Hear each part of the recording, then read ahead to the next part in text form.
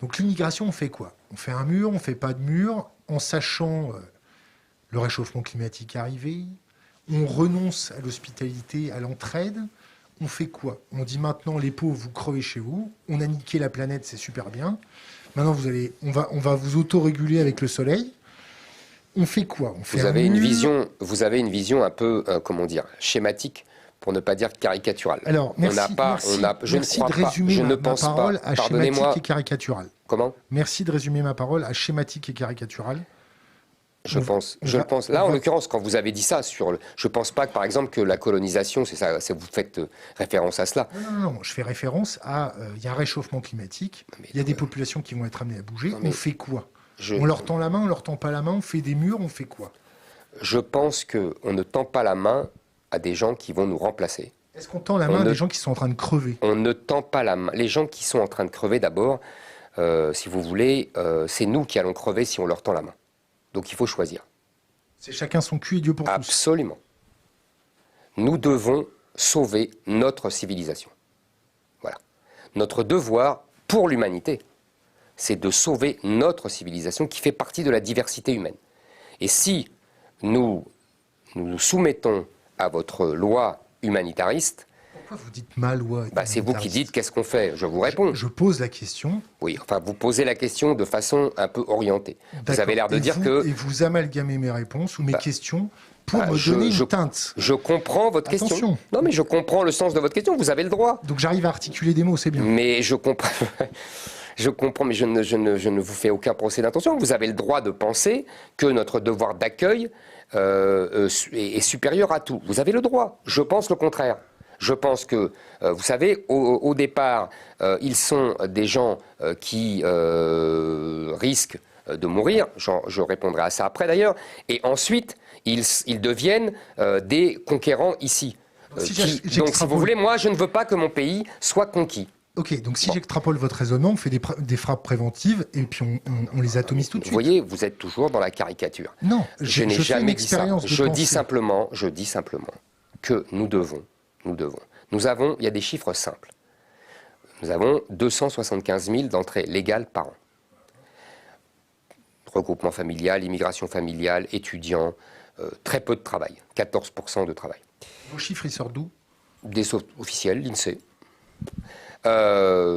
Nous avons ensuite 130, 140, 170 000 selon les années. Je parle des dernières années, 2019, 2020, fausse un peu les statistiques. Donc en 10 ans, ça fait la population d'une ville française. Exact, c'est le droit d'asile, ce que j'ai dit. Et vous savez comme moi, je suppose, que 80% sont déboutés, mais que la plupart restent, puisqu'on ne renvoie que 10% de ces 80%. Donc on a à peu près, allez, pour aller vite, 400 000 entrées légales tous les ans. On a par ailleurs les clandestins, qui sont, d'après les chiffrages, évidemment, les clandestins, on ne sait pas le compter à l'unité près, qui sont entre 300 000 et 900 000, puisque on calcule par rapport à ceux qui utilisent l'AME, vous savez, l'aide médicale d'État, et ils sont 300 000 ceux-là, et on dit que c'est entre 2 et 3 fois les clandestins, ceux qui utilisent l'AME. Donc, je vous dis ça, moi, je prends les chiffres officiels, les chiffres des gens qui sont des spécialistes et que je lis. Donc tout ça, ça fait beaucoup de monde, ça fait 400 000 par an, sans compter les clandestins. Donc au bout d'un mandat de 5 ans, ça fait 5 x 4, 22 millions. Je pense que nous sommes en danger de mort. Cette immigration est en train, je le répète, de nous remplacer. Nous avons une autre civilisation qui nous remplace. Donc nous devons arrêter. Donc là, vous me dites qu'est-ce qu'il faut faire? Il faut interdire le regroupement familial. En tout cas, supprimer l'automaticité. C'est-à-dire que, si vous voulez, on a depuis 40 ans donné des droits automatiques aux immigrés. Les immigrés, qu'est-ce qu'ils font? Ils définissent la politique d'immigration de la France. Ce n'est plus admissible. Donc nous devons supprimer l'automaticité de ces droits. L'immigration familiale, le regroupement familial, quand on va chercher la plupart des cas, c'est un jeune homme ou une jeune femme, mais le plus souvent c'est des jeunes hommes, qui sont originaires d'Algérie, de Tunisie, de Maroc ou d'Afrique, leurs parents, et qui vont chercher une femme au bled, dans le village de leurs parents, et qui la ramènent. C'est 90 000. Il y a 90 000 avec le regroupement, l'immigration familiale en tout. Il y a 25 000 d'enfants, et il y a le reste, c'est ce que je vous décris. Il y a 90 000 étudiants, dont la moitié viennent d'Afrique. Je veux dire, je pense qu'il faut arrêter tout cela. Il faut... On renonce à irradier des valeurs françaises grâce à l'éducation. Ah oui, on renonce. Ah oui, on renonce. On renonce à cela. Si vous appelez les 90 000 étudiants par an irradier les valeurs françaises, moi j'appelle ça une invasion. C'est un soft power aussi. Non, mais je ne... Non. Je vais vous dire, les bons étudiants, les meilleurs étudiants, ils vont aux États-Unis et en Angleterre, d'où qu'ils viennent.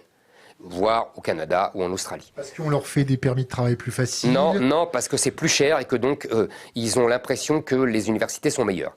Nous, on les fait payer le prix des étudiants français, alors que leurs parents n'ont absolument pas contribué à l'édification de toute la politique scolaire. C'est avec nos impôts qu'on paye ça, et pourtant ils ne payent pas un impôt supplémentaire. Mais la France a profité de l'Afrique pendant des siècles. Non, la France n'a pas profité de l'Afrique.